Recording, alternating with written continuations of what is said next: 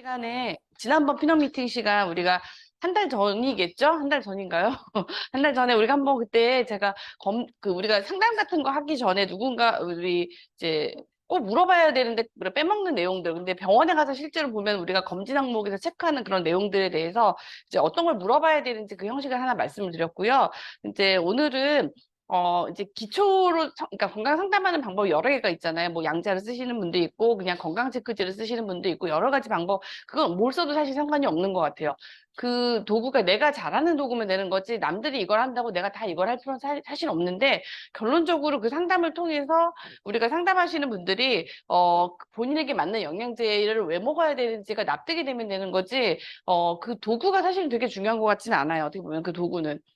근데 어쨌든 나만의 도구를 통해서 그걸 하기 전에 어떤 도구를 쓰던지 간에 내가 알아야 되는 항목이 제가 지난번에 말씀드린 그 항목. 왜냐하면 상담을 하다 보면은 결론적으로 그 부분도 항상 물어보게 되거든요. 이분이 뭐 어떤 약을 먹었는지 어떤 치료를 했는지 이게 사실은 선행으로 내가 알고 있지 않으면은 나중에 이제 그분하고 이제 영양제를 드시는 분 상담하시는 분하고 나하고 관계가 틀어지거나 그분은 말을 안 해도 알았었어야지라고 생각하시기 때문에 사실 그런 문제들이 있어서 그거는 병원에서도 사실 많이 일어나는 문제거든요. 제대로 묻지 않으면 일어나는 문제들이. 그래서 그 부분을 지난 시간에 말씀을 드렸고, 오늘은, 건강검진 우리가 요거 이제 설명해 주시는 분들 많잖아요. 요즘에. 근데 그 검진 항목에 대한 상담을 그냥 뭐 할 수도 있기는 하지만, 제가 이제 병원에서 아무래도 그걸 가지고 환자분한테 상담을 많이 하기 때문에, 이제 그런 순서대로 우리가 좀 알아야 될 것들만 간단하게 추려본다고 추렸는데 간단한지는 잘 모르겠고요. 네. 요거 이제 일반적인 표인데요. 잘 안 보이실 것 같긴 한데 뭐냐면은 그냥 일반적인 표 일단은 먼저 보고 넘어갈게요. 글씨가 좀 작죠. 여기 지금 여기 강의실에 계시면 좀 작게 보일 수 있겠는데 뭐냐면은 일반적으로 병원마다 프린트되는 형식은 조금씩은 차이가 있는데요. 첫 번째 뭐가 있냐면 항목에 계측 항목 있잖아요. 신체 검사해가지고 키 이제 몸무게 재고 그래서 뭐 비만도 BMI 뭐 시력 청력 측정한 거 있고 뭐 혈압을 재는 것까지는 어떤 뭐 다른 검사가 아니고 측정하는 거기 때문에 이제 신체 검사에 들어가 있고요. 그 다음에 소변 검사 하잖아요. 가시면 소변 검사한 요 검사 항목이 있고 그 다음에 혈액 검사 항목이 있는데 지금 여기 있는 거는 나라에서 해주는 딱 기본 항목이에요. 기본 항목.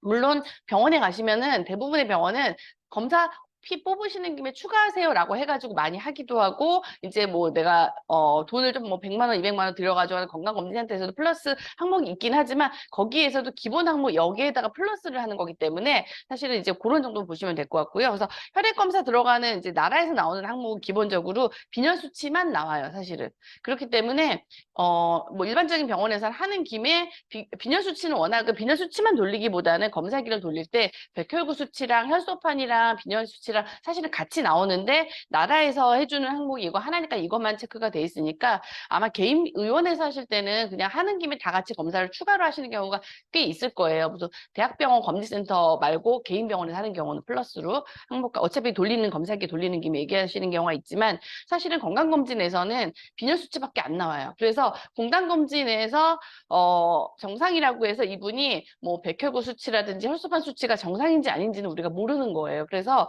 만약에 뭐 관련된 게 의심이 된다라고 하면 건강검진을 했었어도 이분한테 그거 우리가 조금 검사한 적이 있는지 물어볼 필요가 있는 게 혈색소 딱 빈혈 수치 딱 한 개밖에 안 나오는 거. 그 다음에 혈당, 우리 공복혈당 금식하고 오라고 그러잖아요. 공복혈당 수치 들어가 있고요. 그 다음에 콜레스테롤 수치 검사가 여기는 지금 총 콜레스테롤이라고 되어 있는데 이것도 병원마다 약간은 차이가 있긴 하지만 지금 고지혈증 검사, 우리 건강검진 보통 2년마다를 기억을 하시는 경우가 많을 거예요. 나이 이제 40 이상 되신 분들 보통. 근데, 고지혈증 검사는 4년으로 바뀌었어요. 왜냐하면은 비용이 좀 많이 들어가지고 그 국가 항목에서 빠져서 내가 추가해달라고 하지 않으면은, 그러니까 올해 내가 건강검진 했는데도 불구하고 검사가 안 들어갈 수도 있기 때문에 근데 사실은 4년마다 할 검사는 아닌 것 같아요. 그래서 할 수 있으면 연세 있고 내가 이제 좀 의심되는 분들은 검사를 추가해달라고 하시는 게 나을 것 같고요. 뭐 올해 내가 뭐 콜레스테롤 고지혈증 검사가 있는지 확인을 해보시고 4년마다라는 거 들어가 있고요. 그리고 총 콜레스테롤이라고 여기 나와 있는데 우리가 이제 뒷부분 다시 얘기는 하겠지만 공부를 좀 우리 하신 리더님들은 아시겠지만 총 콜레스테롤 수치는 사실 그렇게 중요하지 않은데 예전에 보험 기준이 총 콜레스테롤이었어요. 그래서 총 콜레스테롤이라는 용어를 쓰지만 실질적으로 요즘에는 보험 기준이 다 바뀌면서 우리 LDL 콜레스테롤이라고 나쁜 콜레스테롤 수치, 중성지방 수치 이걸로 사실은 이제 약 주는 처방 기준이 다 바뀌었기 때문에 사실은 이제 그런 부분이 조금 나가야 된다라는 거. 그래서 총 콜레스테롤 수치를 뭐 200이 높으면은 이제 문제가 있다. 그래서 이거는 보통 직장 검진 같은 거를 간이로 돌리는 게 있어요. 그러니까 어디 취업하기 전에 돌리는 그런 검진들이 있거든요. 근데 거기서는 총 콜레스테롤만 수치를 재고 거기서 200이 넘으면은 세부 검사를 들어가라고 얘기를 하는데 사실 총 콜레스테롤 수치는 그 자체만으로 큰 의미가 있다고 보기 좀 애매하다라고 알고 계시면 됐고, 그 다음에 간 수치로 AST, ALT, 감마 GPT 세 가지가 나가요. 검진에서는. 지금 여기 이분 표현은 지금 없는데 크레아티닌이라고 해서 콩팥 수치가 워낙 기본으로 들어가 있고요. 그 다음에 그 수치를 기본으로 한 이제 사구체 여과율이라고 해서 신장 기능 평가하는 거 같이 들어가 있었고, 그 다음에 간형 검사는 모두 다 들어가진 않고요. 뭐 보균자라든지 약간 이런 분들한테만 들어가는 추가 검사가 또 있고요. 흉부 엑스레이 찍잖아요. 엑스레이 검사 기본 들어가 있고, 그 다음에 심전도 검사도 기본으로 다 들어가 있지는 않아요. 사실은 심전도도. 그리고 이제 뭐 이분 이제 판정 이렇게 나온 거고요. 그래서 보시면은 요거 이제 조금 다른 형태인데 여기도 보시면은 계측 검사에서 키, 몸무게, 체질량 지수, BMI 측정, 허리둘레 측정하고요. 시력, 그다음에 고혈압 이렇게 혈압 측정한 거 있고 그다음에 혈액 검사에서 빈혈 검사, 혈당 검사, 여기 이제 콜레스테롤 검사가 여러 개가 항목은 있지만 해당 없음이라고 되어 있다는 건 이분은 4년마다 도래하는 검사가 이번이 아니었기 때문에 해당 없음이라고 나오는 거예요, 그냥. 그리고 이제 여기 보시면은 HDL이 좋은 콜레스테롤, 중성지방 우리가 알고 있는 그 중성지방 혈관을 막는 그리고 그다음에 LDL 콜레스테롤 요 수치를 합산을 계산을 해가지고 월랑 총 콜레스테롤 하기도 하는데 요것도 뒤에 좀 한번 얘기를 해드릴 거고요. 그다음에 신장 질환, 콩팥 쪽에 관련돼서는 두 가지 수치가 나와요. 워낙은 뭐 수치가 더 여러 개 있겠지만은 그 이제 검진에서 하는 항목은 혈청 크레아틴이라는 검사인데 요 수치가 올라갈수록 이제 신장 기능이 떨어졌다고 보는 거고요. 그 다음에 신사구체 여과율이라는 게 있는데 신사구체라는 게 신장에 있는 사구체에서 걸러내는 그 비율이 얼마큼 되는지 잘 걸러내는지 우리가 신장이라는 게 우리 몸의 정수기 역할을 한다고 그러잖아요. 필터 역할을 해주는 건데 그게 잘 걸러내는지를 계산하는 건데 이 용어 보시면 E하고 GFR이라고 돼 있어요. E라는 거는 그 에스티메이트를 해가지고 그냥 계산으로만 측정한 값이거든요. 그래서 혈전 크레아티닌 값을 이제 토대로 해가지고 계산식을 돌려가지고 나온 값이에요. 그래서 가끔 이거 많이 물어보시는데 이 여가율이 사실은 여기 60 이상이라고 돼 있잖아요. 60 이상 돼야지 정상 기능을 한다라고 보는 건데 그거보다 떨어지면은 아마 크레아티닌도 같이 올라가 있어요. 대부분 그런 분들. 요거만 따로 떨어져 있기 사실 쉽지가 않기 때문에.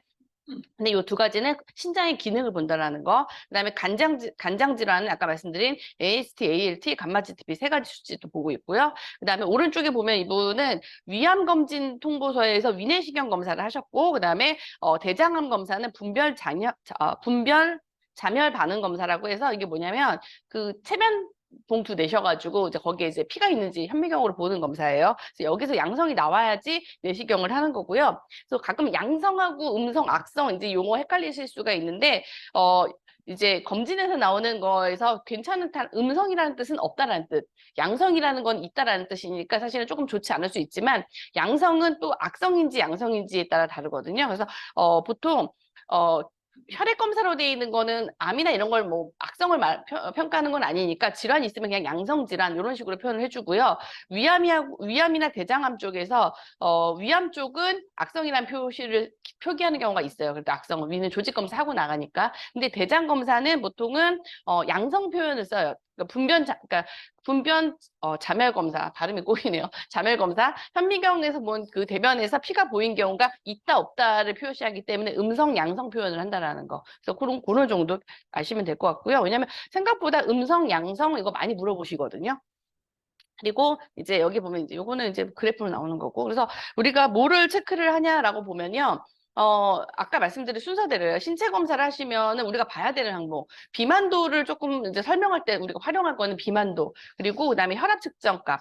그렇죠? 이런 것들을 좀 확인해서 거기에 관한 설명을 좀 해줄 수 있는 거가 있고요. 그다음에 이제 소변 검사가 이제 어떻게 구성되어 있는지 보는 게 있고요. 그다음에 혈액 검사, 피 검사에서는 빈혈, 혈당, 간기능, 신장기능, 고지혈증 딱 기본은 이거밖에 볼 수는 없어요. 그래서 요 정도는 이제 볼 수가 있구나. 이거 외에는 못 보는구나. 이런 정도. 그다음에 이제 흉부 엑스선 검사, 아까 말씀 엑스레이, 가슴 엑스레이 찍는 거 있고요. 그다음에 내시경 또는 위장 조형 검사가 있고요. 그다음에 분변 자멸 검사 또는 대장 내시경. 처음부터 대장 내시경을 나라 국가 검진을 내주는 경우는 없고요. 내 돈을 내고 대장 내시경, 위내시경 할 때 한 번에 추가 금액 내고 하시거나 자멸 검사에서 양성이 나오면은 나라에서 일부를 대줘요. 근데 뭐 수면비는 안 대주는 거기 때문에 또 내 돈 내라고 그러거든요. 그래서 사람들이 귀찮으니까 보통 할 때 한 번에 하시는 분들이 많죠. 그리고 여성암 검사도 여자분들은 2년마다 나오는 게 있죠. 자궁경부암 검사 나오는 거. 이거를 자궁경부 세포 검사라고도 하고 pap스메어, 팝 도말 검사라고 표현하기도 하는데 자궁경부암 검사 여자 나오고요. 유방암 검사도 나와요. 유방 촬영술 해보신 분들 있으시죠, 여자분들? 그쵸? 내 가슴을 납작하게 코딱처럼 눌러가지고 무지 아프거든요. 아파서 사실 안 하시는 분들이 있는데 그리고 이것도 2년마다 나오는데 사실 뒤에 한 번 더 얘기하겠지만은 둘 다 나라에서는 2년마다 해주지만 사실은 1년마다 하시는 게 좋다라는 거. 그리고 플러스로 보통 병원에 가시면 많이 이제 추가 항목 나라에서 해주지 않는데 하자라는 거는 암 검사, 그렇죠? 암 검사 많이 하시잖아요. 암 검사 보통 피 뽑는 김에 한꺼번에 하세요라는 게 암 검사 있고요. 그다음에 전립선 암 검사가 암 검사에 보통 같이 들어가 있는 경우가 있는데 남자분들은 사실 이거는 꼭 해주셔야 되는 게 이제 전립선 비대증이 대부분 오시거든요. 나이가 들수록. 근데 단지 비대증인지 암인지는 요 이제 전립선 암 수치 PSA라는 수치를 체크해야지 감별이 좀 되기 때문에 요거는 사실 필수적으로 해주시는 게 좀 필요하기는 해요. 남자분들은. 그리고 이제 갑상선 검사 여자분들도 많고 그러니까 하는 김에 초음파 할 때 같이 하세요. 이렇게 표현 많이 하시니까 아마 가시면 이 정도는 많이 추가하실 거예요. 그래서 갑상선은 피검사랑 초음파 추가하시는 분들도 있고 그다음에 복부 초음파가 사실은 없어요. 검진 항목에. 그래서 우리가 내시경으로 보고 피검사 말고 혹이라든지 이런 거는 피검사 수치는 다 괜찮고 내시경도 다 괜찮아도 있을 수가 있거든요. 간이나 뭐 콩팥이나 이런 데 췌장이나 그래서 초음파도 사실은 보통 내 돈 내고 추가를 많이 하시죠. 근데 본인이 간염 보균자로 이제 분류돼서 이제 고위험군이 있으신 분들은 간 초음파가 나오기는 하지만 그 외 분들은 안 나오기 때문에 보통 본인들이 이제 사비로 하시는 경우가 많죠. 그래서 요 정도 항목을 보고 우리가 이제 건강검진 최근에 한 거 있냐고 갖고 오라고 해가지고 해주시면 좋고요.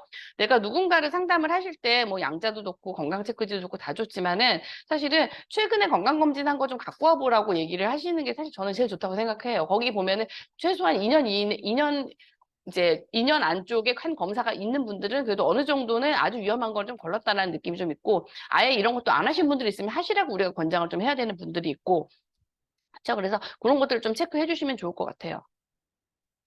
그래서 이거 나라에서 나오는 건데 이제 보통 기준이 2년이잖아요. 근데 이제 간암 보시면은 간암은 아까 위험군이 뭐냐면요. 간경변이 있으시거나 뭐 B형 간염, C형 간염, 만성 간염에 대한 뭐 이제 바이러스가 있으신 분들은 초음파랑 그다음에 혈청 알파 태아 단백이라는 게 간암 표지 물질이거든요. 피검사로 하는 거. 요거는 이런 분들한테만 6개월마다라고 돼 있어요. 근데 이 말은 뭐냐면은 B형 간염하고 보균자거나 C형, 만성 C형 간염을 가지신 분들 중에서 검사를 안 하시는 분들이 있어요. 검진 주기가 있는데도 불구하고. 그래서 내일 만약에 만나시는 분이 B형 간염이나 C형 간염 이런 게 만성 간염, 보균자, 그러니까 지금 간염약을 드시지 않아도 마찬가지인데 보균자거나 이런 분들은 이분한테 6개월마다 병원에서 간 초음파랑 피검사 하고 계시는지 꼭 체크해 주셔야 되는 게 생각보다 이거 놓쳐서 간암으로 가시는 경우가 상당히 많아요. 많아서 사실 이제 또 하나 얘기 드리면 제 친구 중에서도 한 명 저보다 나이 어린 친구인데 죽었거든요. 사실 간암으로. 걔도 병원을 개원하고 걔는 간암 의사인데도 불구하고 간암에 대한 그 이제 약은 안 먹는 상태였어요. 그냥 건강한 보균자라고 생각하고 있었는데 병원을 개원하고 검사를 계속 안 했어요. 검사 계속 안 하고 이제 바빠가지고 와이프랑 같이 개원을 해가지고 그리고 한 2년, 1, 2년 지나고 검사로 갔더니 이미 간암이 다 퍼졌다라고 했거든요. 그래서 사실은 내가 왜냐면 또 하나 뭐냐면은 간염 보균만 갖고 계신 분들, 특히 약을 안 드시는 분들일수록 내가 건강하다는 생각에 검사를 놓치는 경우가 많아서 꼭 이제 이런 분들이 있으시면은 검사를 하고 계시는지 체크를 해주시는 게 되게 중요하고요. 그다음에 대장암 같은 경우에는 50세 이상에서 뭐 자밀 검사라고 되지만 실제는 한 40세 이상 되시면 대장 내시경 한 번은 해보시는 거 권하고 폐암 검사는 엑스레이만 있는데 실제로 이제 엑스레이에서 CT로 좀 많이 건너갔어요. 그래서 여기 보면 54세에서 74세 이하의 폐암의 고위험군, 그러니까 하루에 한 갑씩 30년 정도 담배를 태우신 분들은 꼭 CT를 찍으라고 돼 있는데 제 생각에는 사실은 한 중년 이후 되신 분들은 폐 CT를 한 번씩 찍어보시는 게 좋을 것 같기는 해요. 저도 한 번 찍었고요. 그래서 이제 대사증후군을 지금 여기 다시 보여드린 이유는 뭐냐면은 국가 검진 항목은 사실 대사증후군에 포커스를 맞추고 있어요. 그냥 대사증후군 찾아내는 거, 고혈압, 당뇨, 고지혈증 세 가지부터 우리가 흔히 생각을 하시잖아요. 대사증후군, 고혈압, 당뇨, 고지혈증의 전 단계에 해당하는 대사증후군을 찾아내는 게 검진의 사실은 목표기는 해요. 그래서 모든 항목들이 거기에 맞춰가지고 피검사나 이제 그런 계측 검사가 들어가 있고요. 그래서 그 말은 뭐냐면 사실 저는 질병검 우리 공부 되게 많이 하시지만은 대사증후군만 사실 제일 마스터 하시는 게 가장 기본이라는 생각이 들어요. 우리는 대사증후군을 마스터하는 게 사실은 가장 기본이고 그런 우리가 만나야 되는 분들이 그 대사증후군에 해당되는 분이 너무 많고 뭐 이제 뭐 인슐린 저항성, 그다음에 고인슐린 혈증 일로 인해서 생긴다라는 거 이런 기전은 제가 오늘은 넘어갈게요. 오늘 설명한다니까. 대사증후군 하면은 쉽게 말해서 기준이 5가지 중에서 3가지 이상 보통 표현을 하시는데 3가지 이상이라고는 하지만 사실 한 가지만 문제가 있어도 나머지 같이 생기는 거는 시간 문제이기 때문에 우리가 꼭 3가지 아니라서 괜찮다라고 표현하진 않아요. 허리둘레, 그다음에 중성지방 혈액 수치, 그다음에 혈압, 공복혈당, 그다음에 HDL 좋은 콜레스테롤이라고 하는 건데 이 수치가 낮으신 분들이 위험할 것 같다라는 그런 표현인 거고요. 이런 분들은 인슐린 저항성이 사실 높다라고 돼 있고 그다음에 여자분들은 경우에는 대사증후군이 많아져요. 왜냐하면 이제 여성 호르몬이 떨어지면서 이제 체지방이라든지 이런 부분 뭐 여러 가지 균형이 안 맞고 여성 호르몬 때문에 그런 게 있고 그리고 대사증후군이 되면은 지금 내가 혈압, 당뇨, 고지혈증이 없어도 조만간에 이제 심혈관 질환, 협심증이라든지 심근경색 아니면 당뇨병 이런 것들이 생길 가능성이 증가한다라는 거고요. 기준은 이렇게 돼 있어요. 허리둘레가 남자 90, 여자 85 이상. 그다음 공복혈당이라고 하는 건 8시간 금식하고 하는 혈당이고요. 손끝에서 재는 거 말고요. 피 뽑아서 재는 혈당으로 말하는 거예요, 사실은. 그 손끝으로 하는 간이 검사에서 이상이 있으면은 피를 뽑아서 다시 검사를 하셔야 돼요. 8시간 금식하고 피를 뽑아서 검사를 했을 때 100이 넘는 분이 생각보다 많아요. 근데 그쵸? 웃으시는 분. 네. 생각보다 나도 까딱하는 사이에, 높아질 때가 있어요. 왜냐면 또 이제 검사하기 전날 뭘 드시거나 뭐 그러면 또 올라가는 경우가 있기 때문에 사실 이제 요거를 의심해 본다라는 거지 한 번 검사한 걸로 무조건 막 얘기하진 않는데 공복혈당이 100 이상이 되거나 아니면 당뇨가 원래 있는 분들도 대사증후군 되겠죠? 그리고 혈압 130에 85 이런 분들 중에서 나는 고혈압이 없어요라는 정상이에요라고 이제 얘기하시는 분들 중에서 대사증후군이 상당히 많다는 게 공복혈당이 100이 넘으면서 혈압은 130에 85야. 이런 분들은 약을 안 먹으니까 본인이 정상이라고 생각을 하지만 아까 말씀드린 것처럼 지금부터 관리해야 되기 때문에 이런 분들을 우리가 포커스를 맞춰서 이런 분들한테 우리가 뭐를 드려야 되는지 이런 것들에 대한 관심을 가지시면 좋을 것 같고요. 그 다음에 중성지방 수치, 그 다음에 HDL 콜레스테롤은 좋은 콜레스테롤인데 좋은 콜레스테롤 수치가 낮으면은 나쁜 콜레스테롤을 많이 못 없어져요, 몸에서. 그렇기 때문에 좋은 콜레스테롤 수치가 낮은 거를 기준으로 잡아요, 대사증후군은. 왜냐면 이제, 좋아질 가능성이 좀 적으니까요. 왜냐 LDL 콜레스테롤이, 치료 기준은 LDL이고, HDL은 사실은 치료 기준은 아니긴 해요. 우리가 질병을 치료할 때는 HDL은 보통 피검사에서 HDL이 낮으니까 약 씁시다라고 하시는 병원은 없기는 하지만 대사증후군의 기준은 HDL로 돼 있어요. 이제 뭐냐면 비만도인데 비만도는 문제는 체크대에 나오지만 별로 의미는 사실 없어요. 왜냐면 이 비만도가 처음 나왔을 때는 사실 우리 인바디라든지 이런 거 많이 안 하던 때에는 사실은 이제 비만도를 썼지만은 비만도라는 거 자체가 내 체중을 몸무게 제곱으로 나누는 건데 요거는 사실 이제 체중을 구성하는 게 내가 지방인지 근육인지 이게 안 나와 있기 때문에 그리고 운동선수도 또 다르고 노인도 다르고 이래서 약간 좀 이게 좀 변동상이 많거든요. 그래서 BMI는 그냥 참고 정도만 하시는데 WHO 기준하고요. 우리나라 기준이 조금 다르기는 해요. 근데 뭐 보통 이제 한 25 이상 되면은 좀 과체중 비만 쪽으로 생각을 하는 게 있고요. 근데 허리둘레는 워낙 오히려 몸무게 뭐 이런 것보다 허리둘레를 좀 더 대사증후군에서 더 좀 정확한 수치로 봐요, 우리가. 그러니까 말랐어도 허리둘레가 좀 이렇다거나 이런 분들, 그쵸? 그래서 뭐냐면은 허리둘레는 그때 한번 재는 법 여러 번 얘기 드렸는데 갈비뼈의 제일 아래쪽하고요. 그 다음에 골반의 윗부분 중간 지점, 보통 배꼽보다 살짝 위쪽에 해당하는 건데 내 허리에서 제일 날씬한 부분이 아니고 그죠? 보통 여기서 허리에서 제일 잘록한 부분이 허리 아니에요. 그건 그죠? 내 생각이고 그죠? 근데 이제 거기서 병원에 가면 그분들이 재주시니까 사실 되는데 내가 이제 누군가를 만났을 때 인바디도 없고 뭐도 없을 때 또 대화하기 좋은 것 중에 하나가 줄자 가지고 다니면서 허리 측정해가지고 비만도 이제 이런 거 얘기할 수 있는 거리가 될 수 있기 때문에 그런 것도 활용하시면 좋고요. 남자가 35인치 90cm, 여자가 33인치 85 이상이면은 복부 비만으로 사실 봐요. 그래서 이런 경우에는 우리가 대사증후군의 항목에 하나 해당된다라는 거. 참고로 하는 거는 BMI보다는 표준 체중 많이 쓰는데 표준 체중도 재는 법이 여러 개가 있어요. 사실 이제 이재성 사장님은 좀 이거 말고 다른 방법 좋아하지만 저는 이 방법을 좋아해서 표준 체중이 키 곱하기 키를 이제 내가 160이다. 그럼 1.6 곱하기 1.6 곱하기 여자는 21, 남자는 22 해가지고 표준 체중을 해보시면은 내가 표준 체중보다 얼만큼 쪘는지 그걸 이제 보여주시는 거죠, 그분에게. 아, 나 맞아. 표준 체중보다 좀 내가 쪘지. 이런 걸 인사이트를 좀 주시고 얘기를 하기가 좋기 때문에 요거는 내가 따로 알고 계시면 좋을 것 같아요.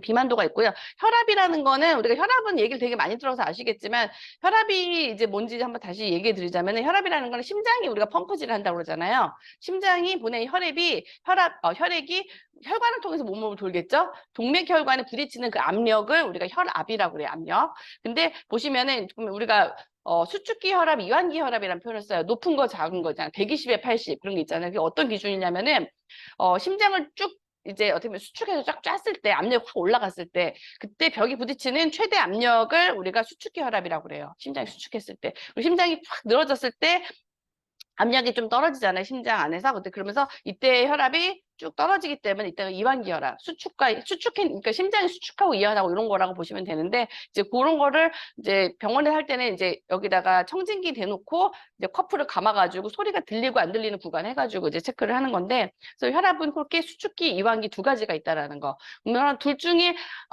우리가 뭐 고혈압이나 저혈압 둘 다 마찬가지인데요. 둘 중에 한 가지가 문제가 있어도 문제가 있는 거예요. 둘 다 문제가 꼭 있어야지만 문제가 있는 게 아니고. 측정 방법도 조금 알고 계시면 좋은 게 병원에선 제대로 측정하시는데 자가 측정 잘못하시는 분이 있으니까 혈압계를요 심장 높이로 사실은 해야 되는 거예요. 이렇게 올리고 하거나 이렇게 내리고 하거나 하시면 안 되고 이 커프를 쟀을 때 커프가 심장하고 같은 높이가 오도록 그리고 제일 중요한 건데 그렇게 말을 많이 하시거든요. 혈압을 잴 때.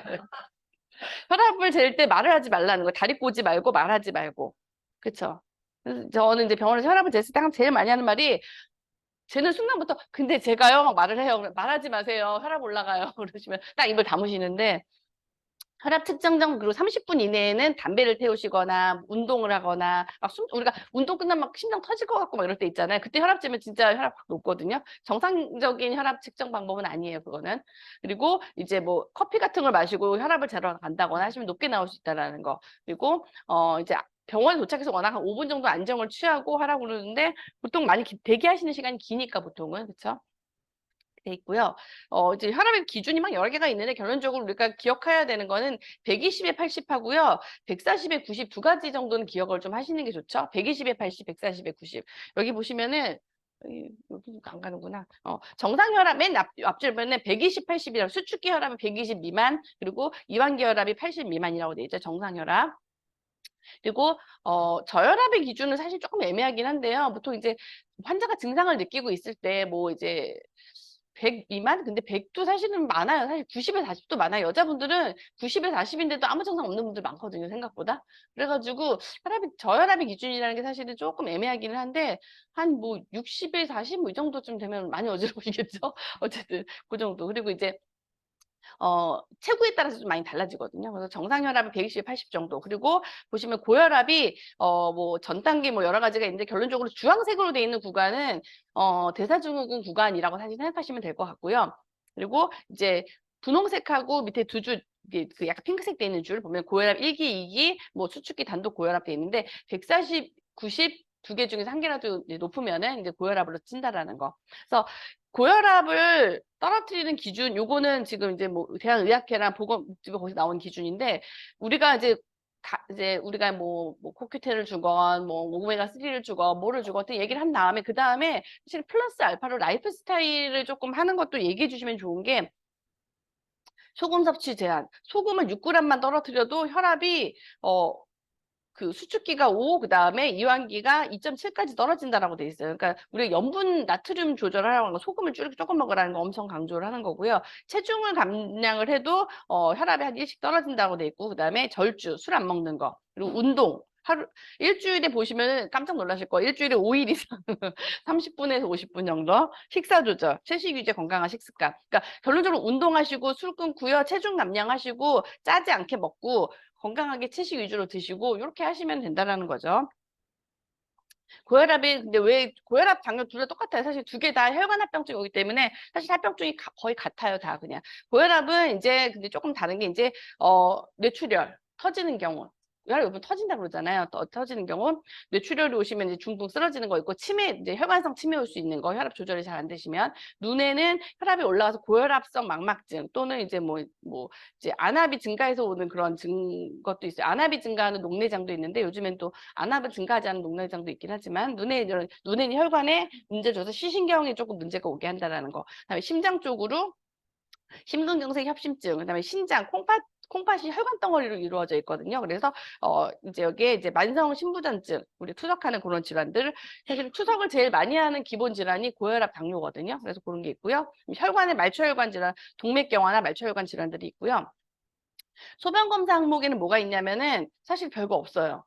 왜냐면 검진을 해주는 건 진짜 별거 없어요. 검진을 해주는 거 알 수 있는 게 별로 없는데 요당, 요단백, 요자멸, 요 pH, 요 산도 검사죠. 이렇게 네 가지 항목이 있는데 이제 간혹 우리는 이제 다 아시겠지만 간혹 가다가 요당이 정상이라고 전 당뇨 아니죠라고 하시는 분들이 있어요. 아직도 있어요. 그래서 아니다. 요당은 정상이어도 당뇨일 수 있다. 당뇨는 이름은 당뇨지만은 혈당으로 진단하는 피검사로 진단한다는 거. 그리고 요 단백은 요단백하고 요자멸 빨간색으로 한 이유는 두 가지가 좀 의미가 있어요. 이 검사에서는 뭐냐면은 단백뇨가 양성이면은 재검을 보통 다시 하자고 그래요.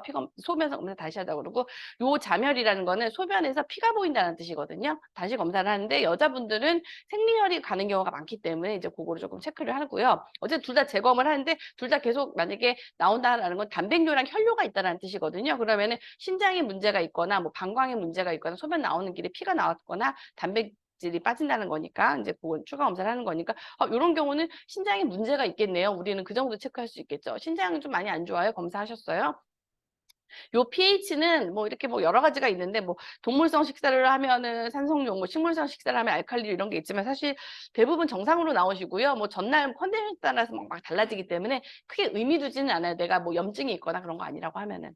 그리고 여기에 문제가 있으면 이 소변 검사 해보신 분들은 알겠지만 소변통 받아오세요. 해서 한번 받아와가지고 살짝 이제 뭐 어떻게 스틱 같은 걸로 하시거나 간단하게 하거든요. 근데 이제 문제가 있으면은 병원에 가면은 좀 더 이제 정밀한 걸로 돌려요. 그래서 거기 뭐 염증 수치 이런 것도 보는데 사실은 병원에서 건강검진하는 소변 검사는 염증 같은 걸 알 수는 없어요. 방광염이라든지 이런 걸 몰라요. 솔직히 그냥 요 정도만 보는 거니까. 그래서 그 검사랑 같은 소변을 받아냈어도 하는 검사가 좀 달라요. 그래서 보시면 될 것 같고 또 하나는 만약 콩팥이 진짜 소변이 안 좋다라고 하면은 큰 통을 주고 집에서 하루치 소변을 받아오라고 해요. 그렇게 해서 이제 신장내과에서 검사를 하는 24시간 소변 검사가 있고요.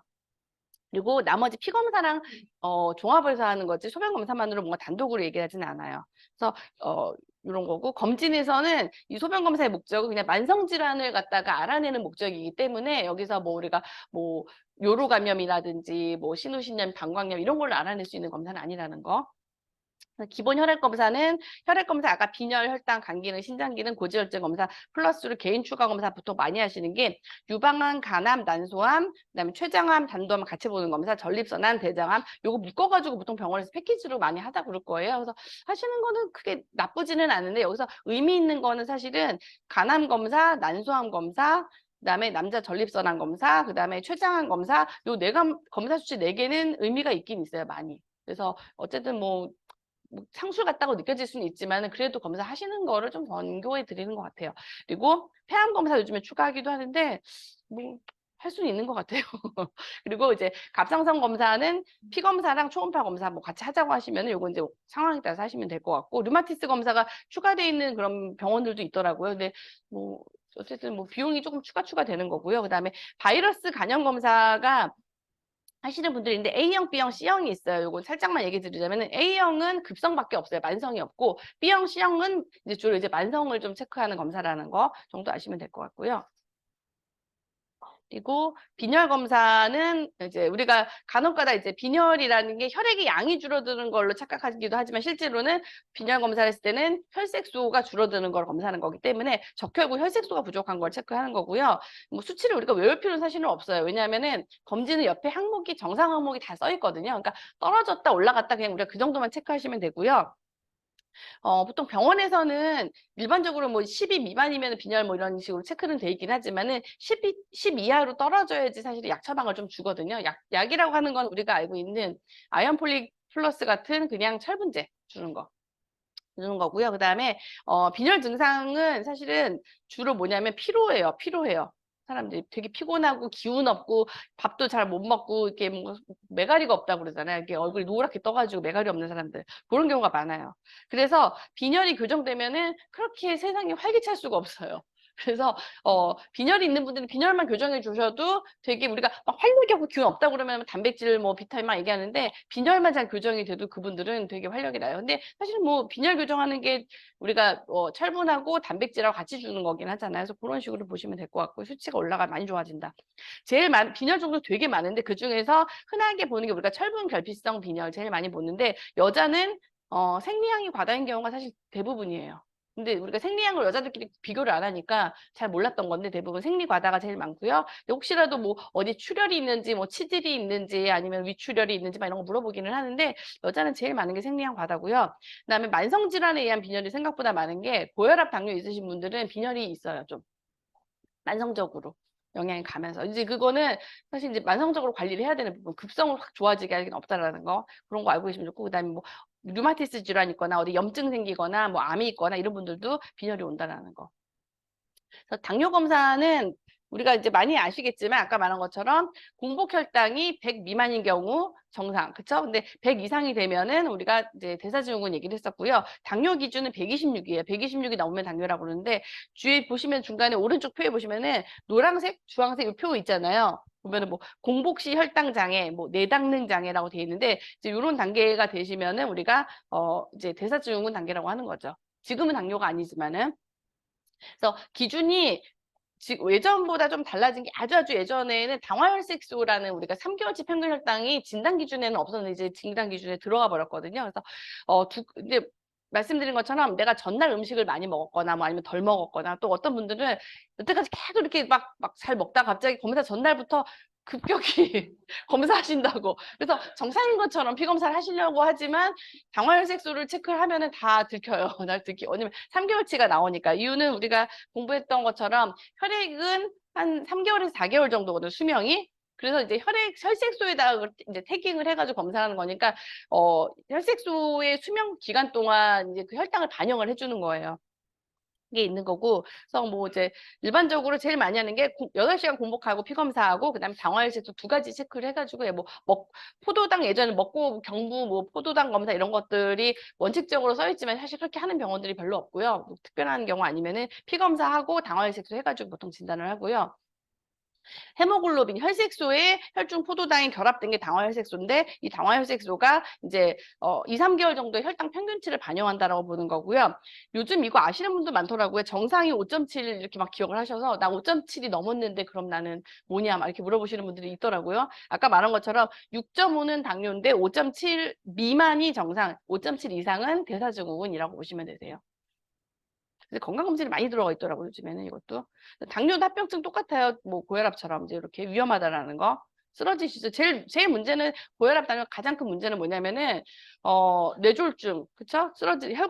당뇨도 뇌졸중 많이 오거든요. 뇌졸중, 심근경색으로 쓰러지시는 협심증. 그러니까 심장하고 뇌에는 큰 혈관에서 문제가 오는 게 당뇨, 고혈압의 가장 큰 문제고 또 하나의 또 문제는 이제 만성 신부전으로 혈액 투석하시는 분들, 복막 투석하시면은 삶의 질이 너무 힘들어지니까 당뇨의 진단은 왼쪽에 봤던 거니까 넘어가고 오른쪽에 보면 관리 목표도 조금 알고 계시면 좋은 게 당뇨의 관리 목표가 정상혈당이 아니라는 거는 우리 좀 이제 많이 아시겠지만 당뇨 있는 분들은 정상인의 혈당을 만들어주는 게 목표가 아니에요. 그럼 저혈당이 오기 때문에. 가끔 우리가 상담하시는 분들도 혈당이 정상보다 조금 높아도 괜찮다라고 표현해 줄 수 있으면 좋아요. 그래서 공복 혈당을 이렇게 뭐 여러 가지 있는데 저는 그냥 보통 120에 80이라는 표현을 많이 써요. 그냥 식전에 120, 식후에 한 180 정도 되시면 돼요라고. 그러니까 200만 안 넘으셔도 돼요. 이런 표현 쓰고요. 당화혈색소도 한 7% 미만 정도를 목표로 잡기는 해요. 그래서 아까 말한 것처럼 당뇨의 진단 기준이 6.5잖아요. 그러니까 당뇨 진단 기준까지 꼭 굳이 딱 엄격하게 맞추지 않아요. 그냥 약간 높게. 왜냐면은 이제 이런 분들도 저혈당 올 수 있으니까 약 드시고 그러면. 그래서 약간 높게 한다라는 거. 혈압도 120에 80이 정상이지만 약간 좀 관리 목표가 높죠. 돼 있고 그다음에 이제 이런 식으로 돼 있다라는 거. 그래서 당화혈색소를 감소할 때마다 합병증이 엄청 감소한다라고 돼 있기 때문에 우리 뭐 이제 글리코다운도 그렇지만은 뭐 이제 식이섬유도 그렇고 계속 당화혈색소를 얼마큼 감소시켰다라는 그런 막 논문 발표 이런 것들이 있는 것 중에 하나가 이제 합병증을 감소시킬 수 있기 때문에 있고요. 뭐 예방 습관을 아시겠고 고혈압, 당뇨, 합병증은 동일해요. 심장, 뇌, 신장, 눈 다 네 가지. 혈관 쪽, 혈관의 합병증을 일으킨다라는 거. 그다음에 이제 간 기능 검사는요. AST, ALT 막 돼 있는데 정상으로 보통 40 미만을 정상으로 보는데 수치 어차피 정상에 써 있지만 얘는 뭐냐면 간세포가 깨지면서 나오는 수치예요. 그냥 간세포. 그러니까 아, 이 수치가 올라갔다는 건 뭐냐면 간세포가 많이 깨졌구나 그런 걸로 받아들이시면 되고 AST, ALT라고 두 개가 있긴 하지만 사실은 AST는 근육에서 손상돼서도 좀 많이 나오거든요. 그래서 심장 검사할 때도 AST를 쓰기도 하고요. ALT라는 검사가 간에 좀 더 가깝기 때문에 보는데 실제 뭐 두 가지 같이 올라가는 경우가 많아요.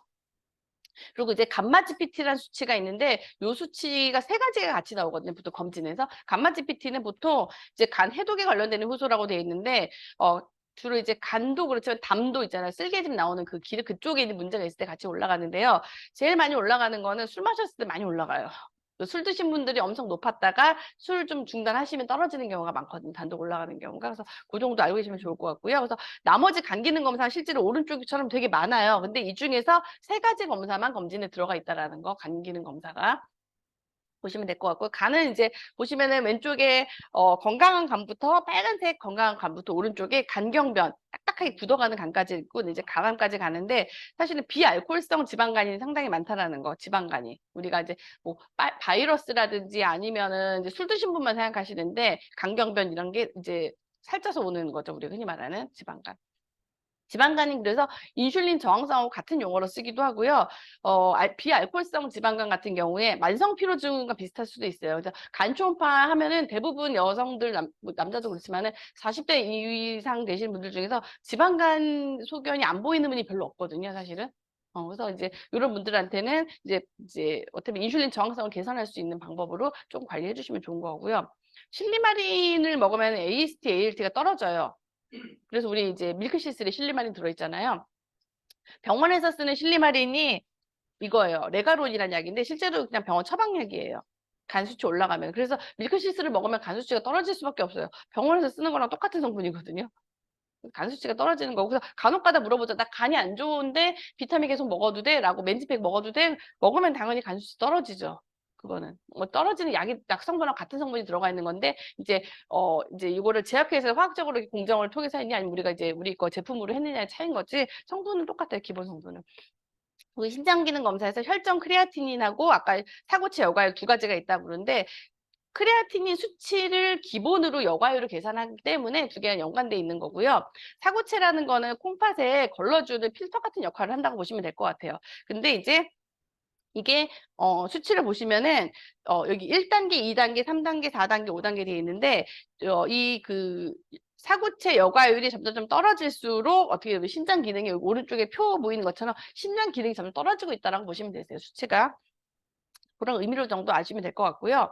그다음에 고지혈증 검사는 우리가 이것도 뭐 수치를 다 외울 필요는 없지만은 여기 중간에 제가 써드린 거 있죠. 총 콜레스테롤의 수치는 HDL 더하기 LDL 더하기 중성지방을 우러나는 수치가 총 콜레스테롤이에요. 그래서 보시면은 빨간색인 LDL과 TG는 나쁜 거잖아요. 중성지방은 두 개는 나쁜 건데 HDL은 좋은 거라고 그랬죠. 근데 만약에 LDL과 중성지방 TG는 낮아. 근데 HDL이 높은 분이야. 그래서 콜레스테롤 높게 나왔어요. 그럼 이분은 콜레스테롤 높다고 나쁘다고 말할 수 없죠. 왜냐면은 LDL이나 중성지방은 정상이었거든요. 정상이었는데 좋은 콜레스테롤 많으면 더 좋은 거 아니야? 라고 생각이 들잖아요. 그래서 총 콜레스테롤을 보는 게 오류가 생긴다고 봐서 이거를 이제 뭐 처방 기준에서 빼버린 거예요. 그래서 그냥 LDL과 중성지방 TG 두 가지만 사실은 약 처방한 기준인 거고 HDL을 아까 말한 것처럼 약 처방 기준은 아니지만은 대사증후군 기준에 들어가 있는 거고요. 그래서 뭐 기본적으로 그 정도 보시면 될 것 같고요. 요거 기준이 약간 달라서 제가 잠깐 요거 넣은 건데 여기 보시면은 일반적으로 그냥 우리가 기억할 때 나쁜 콜레스테롤이 130 미만이면은 이제 괜찮은 걸로 보이지만은 실질적으로는 100 미만 정도 돼야 적정이라고 봐요, 사실은. 그래서 좀 많이 낮게 보는데 예전에 얼마 전 기사에서 LDL을 너무 낮추는 것도 문제가 있지 않냐 뭐 이런 게 있는데 사실 이제 약간 그게 말에 어폐가 있는 거지 그 LDL만 낮춘 게 아니고 다른 거에 연관성이 있어서 된 건데 그래서 그거는 조금 그냥 뭐 버리시고 LDL 낮추는 거는 의미가 있는 걸로 지금 아직까지는 보기 때문에 보시면 될 것 같고요. 이건 뭐냐면은 이제 어렵지만 보시면은 우리 약 먹을 때 그 이분이 약을 계속 먹어야 되는지 안 먹어야 되는지만 그런 거 있잖아요. 수치만으로 사실 약을 정하지 않는다는 것 때문에 표를 보여드리는 건데 수치 병원에서는 약을 드릴 때 이분이 수치가 높다라는 거 그것만으로 약을 드리진 않고요. 위험성이 얼마큼 있는지를 봐요. 그래서 본인이 관상동맥 질환이라고 하는 심장에 뭐 협심증이라든지 아니면은 뭐 심근경색 이런 거 병력이 있는 분들, 뭐 스텐트 넣고 있는 분 이런 분들인지 아니면은 가족 중에서 그런 게 있었던 분들인지 뭐 아니면 본인이 당뇨가 있는지 이런 것들에 대한 걸로 이제 위험 인자를 체크를 해서 위험 인자 있는 분들은 약을 좀 드시라는 경우가 있거든요. 그러니까 단지 LDL 콜레스테롤 수치 하나만으로 약을 쓰는 게 아니라는 거. 근데 이제 약을 드시면서 플러스 알파로 우리가 해야 되지 약을 끊고 사실 우리 제품만 권하면 안 되기 때문에 이런 얘기를 좀 드리는 거고요.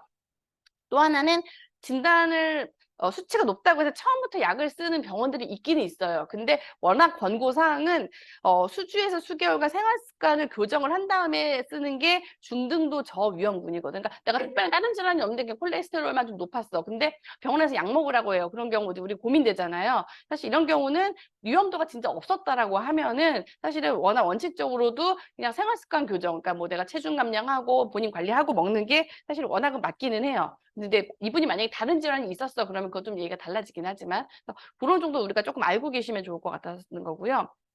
마찬가지로 이것도 이제 뭐 조심을 하라 이러는 거고 여기 제가 이걸 쓴 게 여기서도 요즘 운동 얘기가 하도 많이 나와서 얘기인데 이 고지혈증에서 심혈관 질환 위험을 감소하기 위해서는 일주일에 4회에서 6회 가능하면 매일 30분 이상의 중강도 운동을 권고한다고 해요. 근데 우리 사실 20% 나이들 나오기 전까지 모두 운동 많이 안 했잖아요. 그렇죠? 그래가지고 운동 얘기 좀 많이 하시면 좋을 것 같아요. 사실 운동이 되게 중요하니까. 그리고 심뇌혈관 합병증 개선을 위해 일주일에 3번 이상 규칙적인 운동 고려해야 된다. 있고요.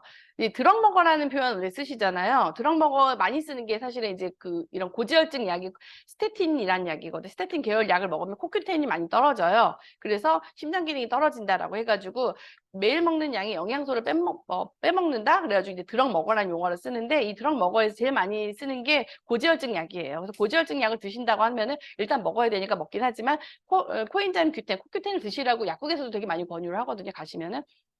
뭐냐면은 일반적으로 이제 스타틴 계열 약 대부분 다 스타틴 계열 약이거든요. LDL 콜레스테롤 떨어뜨리는 약은 이제 코인자임 많이 떨어뜨린다는 거고 그다음에 뭐 이뇨제 성분 들어간 고혈압 같은 비타민 B를 떨어뜨린다거나 이제 당뇨약 같은 경우에도 코인자임 큐텐이나 비타민 B 엽산 그다음에 B12 이런 것들 떨어뜨리는 B9하고 그리고 이제 이것도 왼쪽도 고혈압약, 비타민 D, 칼륨, 아연 떨어뜨리는 거, 그다음에 위산분비 억제제도 다양한 비타민과 미네랄 떨어뜨리죠. 그래서 이제 뭐 항생제는 뭐 유산균 억제해서 이제 드럭 먹으라는 표현들도 우리가 조금 같이 설명해 줄 수 있겠죠. 이런 거 얘기를 하시면서 이렇게 있고요.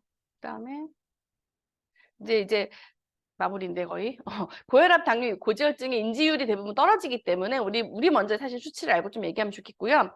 요것도 이제 캠페인이 잘못됐죠. 정상 콜레스테롤 200 큰 의미 없다고 아까 얘기 드렸잖아요. 혈압하고 혈당은 아시면 좋을 것 같고 콜레스테롤은 이제 검사 수치에 사실은 정상 수치 옆에 나와 있으니까 보고 말씀하시면 돼요. 내가 굳이 그걸 외울 필요는 없는데 어쨌든 총 콜레스테롤만이 답은 아니라는 얘기를 오히려 해주시는 게 좀 이분이 뭘 아는구나라고 얘기할 수 있으니까 얘기하시면 좋을 것 같고요. 이게 남았구나. 여성한 검사가 있는데 얘 하나 얘기할 게 뭐냐면 여자 같은 경우에는 여기 보시면 오른쪽에 적나라 하죠. 자궁 검사예요. 여자분들은 다 아시죠? 해보신 분들은 아실 거예요. 안쪽에 그 부인과 체어에 앉아가지고 검사를 하시는데 보시면 알겠지만 여기 그러니까 면봉 같은 솔 같은 건데 솔로 그 자궁이 들어간 입구 쪽 있잖아요. 자궁 입구, 경부 입구만 사실은 세포를 검사하는 거예요. 그래서 뭐냐면은 간혹 우리가 어 빼먹으시는 게 여자분들 같은 경우에 초음파 하시는지 체크해 주셔야 돼요. 난소라든지 자궁 초음파, 자궁 안쪽이라든지 안쪽에 혹이나 뭐 이제 이상이 있는 거 아니면 난소에 있는 거는 여성암 검사에서 나오지 않아요. 그렇기 때문에 요거는 그냥 자궁 경부에 있는 그 입구에 있는 암만 보는 거기 때문에 체크해 주시면 좋고요. 유방암 검사도 사실은 2년마다 유방 촬영술로 돼 있기는 하지만 실제 유방외과에서 권고는 40세 이상은 1년마다 유방 촬영술과 초음파 같이 하라고 얘기를 해요. 그래서 그거 이 상술이 아니고 사실 이건 해야 되는 거기 때문에. 그리고 여성암 검사도 사실은 2년마다 나오지만은 1년마다 하시는 거를 권고해 드려요. 1년마다 하시는 게 제일 안전하고요. 그리고 제일 많은 거 요거는 좀 알고 계시면 좋을 것 같은 게 검사하시면은 리액티브 반응성 세포 변화가 엄청 많아요. 뭐냐면은 그냥 여기 염증 잠깐 있다라는 거거든요. 거의 정상으로 봐요, 사실 이 정도는. 그래서 큰 문제 없다라고, 이런 건 뭐야? 그러면 이런 건 대부분 문제 없다, 이런 정도 알고 계시면 좋을 것 같고, 위암하고 대장암 검진은 위 내시경이 조형 촬영술보다 더 권고를 하고요. 헬리코박터균 검사 얘기 많이 하시잖아요. 사실 워낙은 권고 사항이 아니에요. 필수 권고 아닌데 대부분 이제 검사하고 이거 비급 이제 하면 10,000원 더 내거든요. 그래서 그것 때문에 병원에서 추가로 보통 검사를 다 세트를 묶어서 내요, 그냥. 10,000원 더 내라고 10,000원 내니까 사람들이 그냥. 근데 헬리코박터균 워낙은 원칙은 위궤양, 십이지장궤양, 위림프종, 위암 4가지만 권고 검사기는 해요. 나머지는 권고 검사 사실 아니에요. 그래서 알고만 계시면 될 것 같고, 재균출을 이게 아닌데도 불구하고 재균출을 하거든요, 요즘에. 비급여로 돈 많이 내고 아마 치료 받으시는 분들 주변에 있을 거예요. 저는 권하지 않아요, 별로. 왜냐면 항생제 2개 쓰는데 되게 독해가지고 이거 먹고 속 뒤집어지시는 분도 엄청 많거든요. 진짜로. 이것 때문에 불편하다는 분도 많고, 항생제 부작용이 있고요. 영구성 식동이 있는 분은 그 악화될 수가 있고요. 문제는 그렇게 써도 균이 한 20%는 안 죽고요. 한국인들이 예전에 한 60, 70% 이상 다 헬리코박터균 다 있었거든요. 근데 요즘 50%로 줄었다고는 하는데 세계적으로 전 인구의 한 절반 정도는 헬리코박터균이 있다라고 그래요. 그래서 물론 이게 이제 나쁜 영향을 갈 수도 있지만 증상도 없는데 무조건 이제 이걸 없애기 위해서 치료하는 게 큰 의미가 있냐라고 보고, 헬리코박터균 얘기를 할 때 이제 요즘에는 포스트 바이오틱스 얘기를 좀 더 많이 하는 거죠. 유산균 먹고 포스트 바이오틱스로 관리를 하는 쪽을 얘기를 하는 것 같고요. 대장암 검사는 이제 말씀드린 것처럼 돼 있고, 대장암 검사는 암이 있을 때, 암에서 피가 났을 때 피 검사를 하는 거기 때문에 대장 용종은 분변 자멸 검사로 알 수가 없는데 간혹 가다 그걸로 알 수 있다고 생각을 하시고 검사를 안 하시는 분들이 있어요. 근데 요거는 해주시면 좋다라는 거. 혹 같은 거는 혹이 있어도 혹에서 피가 안 나면은 대변 검사에서는 알 수가 없거든요. 보시면 됐고, 이제 검진은 이 부분은 이제 아까 봤던 거니까 이거 좀 다시 넘어가 보면요. 아까 봤던 것을 다시 보시면은 이분은 이제 복부 비만에서 체질량 지수가 과체중 25 이상으로 나오신 분이기는 하는데, 실제는 우리가 이제 표준 체중을 좀 얘기해 보시면 좋을 것 같고요. 고혈압이 110에 70이니까 이분은 정상. 써 있어요, 답변 정상이라고 보면. 유질환자라는 표현이 있는데, 유질환자는 뭐냐면은 기존에 고혈압 진단받아서 약 드시는 분들 유질환자라는 표현을 써요. 빈혈 수치 13.4. 근데 옆에 보시면은 정상이라고 돼 있죠. 체크. 정상 수치 옆에 나와 있어요. 다. 공복 혈당 103. 근데 100 미만이 우리가 정상이니까 공복 혈당 장애. 공복이라는 거 굶었을 때 혈당에 문제가 있다. 공복 혈당 장애. 대사증후군 얘기하는 거죠. 그다음에 이분은 고지혈증 수치 해당 없었었고, 그다음에 혈전 크레아틴이 1.0이 오른쪽에 보시면 정상. 신여과체 신사구체 여과율 79인데 60 이상이니까 정상. 그다음에 간 수치 AST 15, ALT 15, 가마 GTP 11로 다 정상. 이렇게 나온 거죠. 그렇게 보시면 돼요. 설명해 주시면. LDL 콜레스테롤이 이분이 151이 나와서 질환 의심이라고 돼 있잖아요. 그래서 이건 수치가 높으시니까 이런 부분 만약에 아까 말씀드린 것처럼 병원에서 물론 이제 진료를 받았겠지만 뭐 큰 질환 없으시면 워낙은 생활 습관을 교정하는 게 원칙적으로 맞으시니까 뭐 체중 감량하고 식단 관리하고 해봅시다라고 얘기할 수가 있겠죠. 뭐 이제 이런 것들도 또 있고요. 여기 보시면 오른쪽에 건강 위험 평가라는 부분이 나오는데, 이건 뭐냐면은 피 검사나 여태까지 검진을 수치로 얘기하는 건데, 뭐 신호등으로 표현하는 것도 있거든. 빨간색, 초록색, 노란색 이런 식으로 하는 경우도 있는데, 건강신호등, 뇌졸중, 협심증, 혈관성 치매에 가장 큰 영향을 주는 거는 혈압, 체중, 흡연, 그리고 신체활동 부족, 그러니까 운동량 부족, 이런 것들 우리가 얘기해 주시면 좋을 것 같아요. 운동하고 이런 것들이 많이 중요하다라는 거 돼 있는 거고요. 이분은 또 누가 인터넷에 자기 걸 또 올려놓으신 분이 있어서 내가 그냥 캡처해봤어요. 올리시는 분들이 있더라고요.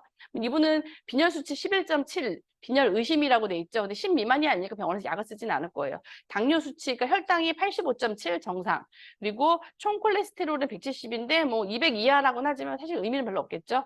고밀도 콜레스테롤이 77로 높아요, 이분은. 뭐 좋은 거고. 그다음에 중성지방이 53. 아까 말한 것처럼 150 이상이 되면 좀 위험하다고 그랬잖아요. 53이면 중성지방 낮은 거고, LDL 83, 어차피 오른쪽에 정상 수치에 써 있지만은 LDL이 100 미만이잖아요. 좋으신 거겠죠? 괜찮은 분인 거고. 그다음에 신장 질환 수치도 정상. 그리고 간 수치도 정상 이렇게 돼 있고요. 위내시경에서 위에 용종이 있다. 뭐 그래서 오른쪽에 보시면 양성 질환이라고 돼 있거든요. 양성 질환이라는 건 뭐냐면은 그냥 질환이 있으니까 뭐 진료 받으세요. 이런 뜻이라고 보시면 될 것 같아요. 뭐 대사증후 우리가 다 아는 얘기이긴 하지만 여기 있고요.